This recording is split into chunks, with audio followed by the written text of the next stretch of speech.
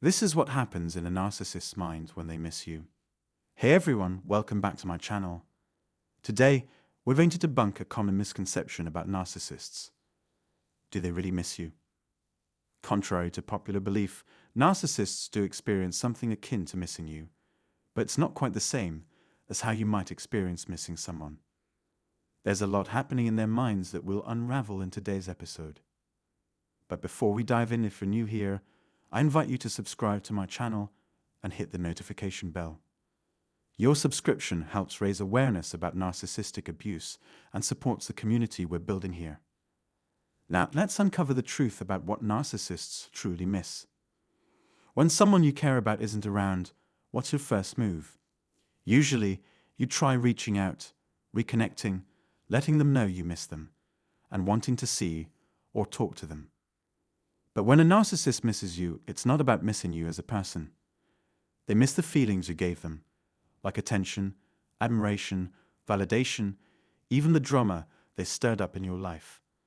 They crave the power and control they had over you. Yet, they won't admit vulnerability or simply say they miss you. Instead, they do something pretty gross. They hoover you. When a narcissist realizes you're not around, something clicks in their mind. But it's not a trigger to reach out to you directly to have a chat. No, especially if they know you see through their act. Their messed up, twisted brain takes control, and they start plotting unacceptable ways to reconnect, like stalking you or manipulating situations so you'll come crawling back to them. Their ego won't let them admit they miss you in a normal way. Instead of reminiscing about the good times or feeling any kind of remorse, they strategize how to use your feelings against you, playing mind games, manipulating others to influence you, trying to guilt-trip you into returning to them. They refuse to give in or show any humility to you. For them, it's a constant game of winning and losing is out of the question. That's why their relationships never succeed.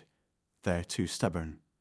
In any relationship, there has to be give and take. Without compromise, it can't work. But they expect only you to give in. They want you to bury your pain, forget how they hurt you, and pretend everything is fine while they manipulate you into playing their twisted game where they always come out on top, and you just have to accept it. When they say they miss you, it's not really you they miss. It's the idealized version of what you could give them. They miss the benefits they got from you, how safe they felt around you, the attention and care you provided. They long for all they could extract from you back then. And that's what changes their mood. That's when they decide they need to reconnect, because they convince themselves they can't live without you. It's all a self-deception, because what they truly miss is the turmoil, the control they had over you, and the cycle of abuse they refuse to break. What they miss is causing you pain. Then flying monkeys, they send in their flying monkeys. They can't humble themselves to admit their mistakes and say, I messed up. I miss you. Please forgive me. Unwilling to compromise, to change things to make this work. Instead, they'll use anyone they can, even their own family members. They might orchestrate a crisis. Suddenly, you'll get a call from a strange number claiming there's a family emergency. Or their sibling might call to say they're in dire straits and you must come running, or something terrible will happen. They manipulate your empathy like this. That's why I call them empathy vampires.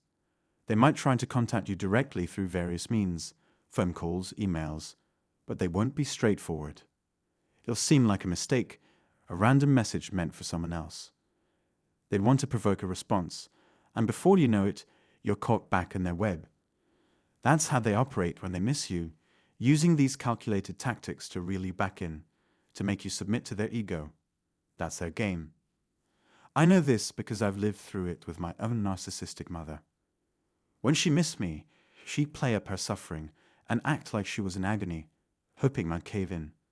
She knew exactly how to guilt-trip me into feeling responsible for fixing her problems, because I was always the one she leaned on, a protector, almost like a parent to her childish behavior.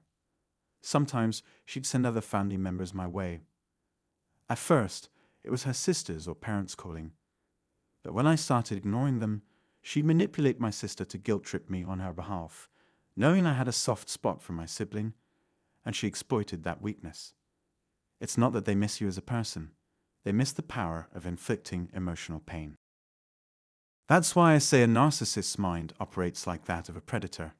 They don't act like typical humans, especially when they feel vulnerable. They don't genuinely feel your absence. They only miss what they gain from you, their benefits, whether positive or negative. It's all about what they can extract from the situation. They rewrite their fantasy of you to trigger an emotional shift that either brings out their charming side or sparks their narcissistic brain into planning ways to reel you back in. And that's their game. In conclusion, it's crucial to resist the temptation to return, no matter how convincing their pleas may seem. Remember, their longing is for the idealized version of you, not the real you. Giving in will only lead to more pain and punishment, as they will inevitably unleash their rage on you once again. If you found this episode valuable, please share your thoughts in the comments below. Don't forget to like, subscribe, and share this video to help others avoid falling into similar traps. Also, check out the free book and one-on-one consultation offered in the description. It's a resource designed to support your journey of healing and empowerment. Thank you for watching and joining me today. I look forward to our next discussion. Until then, let's continue on the path of healing and growth together.